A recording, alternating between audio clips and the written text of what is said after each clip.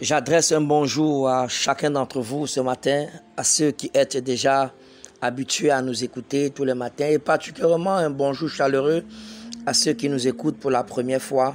Je suis le pasteur Valérie Mouchingam, votre serviteur. Que Dieu vous bénisse abondamment. Ces moments-là, nous les avons dénommés 5 minutes pour nous préparer à entrer dans la vie éternelle.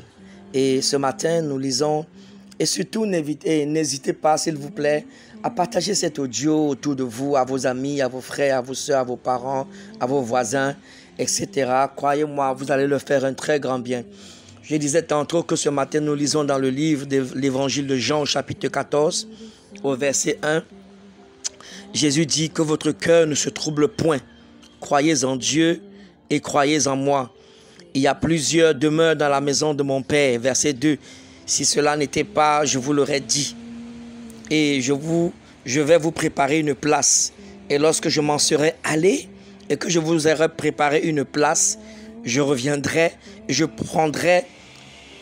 vous prendrai avec moi, afin que là où je suis, que vous y soyez aussi. Vous savez, mes amis bien-aimés, Jésus dit que si il n'y avait réellement pas de place dans la maison de son Père, alors il ne nous l'aurait pas dit. Jésus ne parle pas pour rien. Jésus dit, il commence par nous demander, n'est-ce pas, alors de ne pas nous troubler, mais de croire en lui. Vous entendez? Parce que avec tout ce qui se passe autour de nous aujourd'hui, les guerres à gauche et à droite, les guerres un peu partout sur tout le continent de la terre, alors nous sommes troublés. De plus en plus, le mal se répand. Et vous savez de quoi je parle. De plus en plus, le péché se répand. De plus en plus, l'abomination se répand. Les hommes vont avec les hommes, les femmes vont avec les femmes. Les hommes vont avec, même les femmes vont avec les animaux, etc. Vous entendez? Et déjà même, à l'âge de 2-3 ans, on exige dans certains pays d'enseigner la sexualité. Un peu pour vous dire que, alors nous sommes vraiment dans les temps de la fin. Et il y a de quoi être troublé. Le Seigneur, voyant cela, dit à chacun d'entre nous ce matin que votre cœur ne se trouble point. Mais croyez, je vous le dis en vérité, il y a beaucoup de demeures, plusieurs demeures dans la maison de mon Père. Jésus parle du ciel, mes amis. Vous entendez? Chaque fois que je parle du ciel, j'ai failli dire, je suis tout excité, je suis tout en joie. Vous entendez? Il n'y a rien sur cette terre. Ça ne sert à rien alors de s'accrocher sur les choses de la terre. Vous entendez? Jésus, quand il partait, il a dit, je m'en vais. Je vous laisse dans le monde. Vous entendez? Vous n'appartenez pas au monde. Nous sommes dans le monde. Nous devons, n'est-ce pas, alors travailler dans le monde et bien travailler dans ce monde et d'une manière excellente. Parce que Jésus nous a laissés dans le monde. Nous devons travailler dans le monde avec les valeurs du royaume. Vous entendez? Nous devons certes construire des maisons parce que c'est la volonté de Dieu. Nous devons nous marier, avoir des enfants. Bref, nous devons avoir des voitures, avoir le matériel de ce monde pour pouvoir en jouir et pour faire la volonté de Dieu. Mais nous ne devons pas nous attacher à ces choses. Comme nous voyons aujourd'hui, n'est-ce pas, où des gens sont prêts, n'est-ce pas, à vendre leurs amis, sont prêts à empoisonner d'autres. Vous entendez? Et récemment, n'est-ce pas, alors, mon épouse m'a raconté l'histoire d'un jeune homme qui était sur le point de voyager. Il a eu le baccalauréat et voilà, il avait un ami au quartier. Il avait un ami au quartier et puis il a dit à son ami qu'il est sur le point d'aller en Europe et tout cela.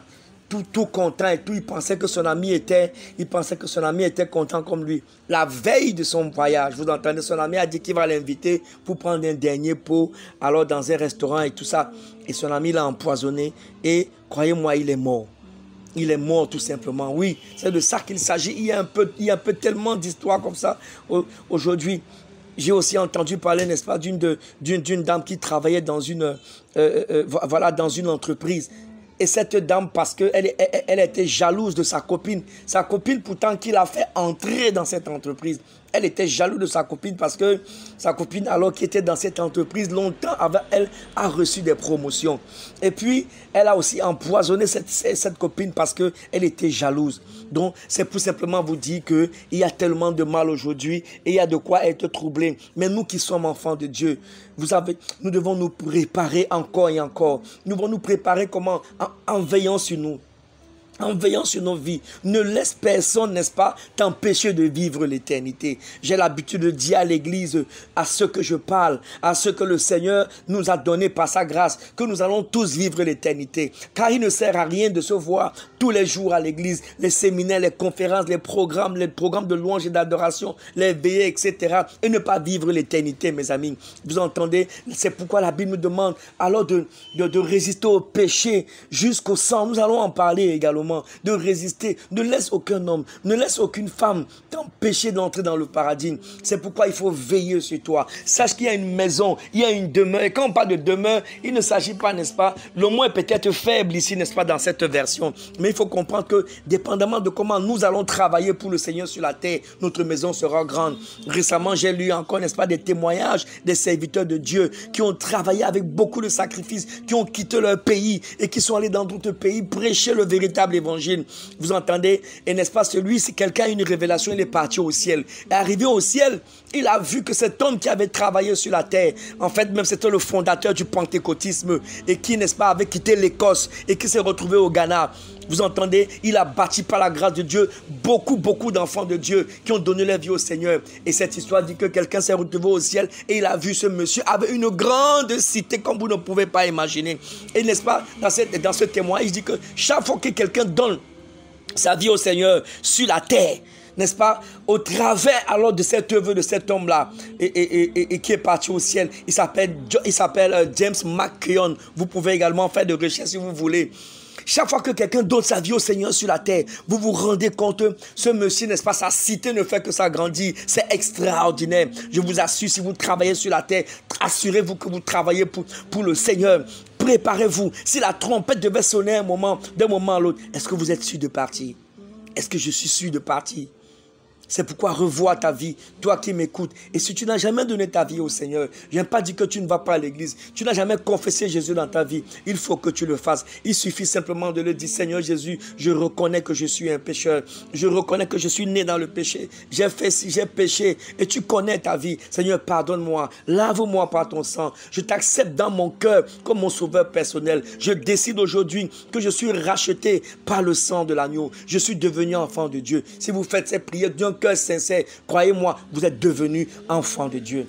Et si vous êtes déjà enfant de Dieu, veillez sur votre vie. Que Dieu vous bénisse abondamment. Je l'ai dit au début, n'hésitez pas à partager cet audio avec les autres. Et si vous voulez un peu plus d'informations, il suffit simplement, n'est-ce pas, d'appeler ce numéro 693 34 88 34 693 34 88 34 672 52 59 95 672 52 59 95. Et on se reparle demain si Jésus ne revenait pas. Que Dieu vous bénisse abondamment. Je vous aime.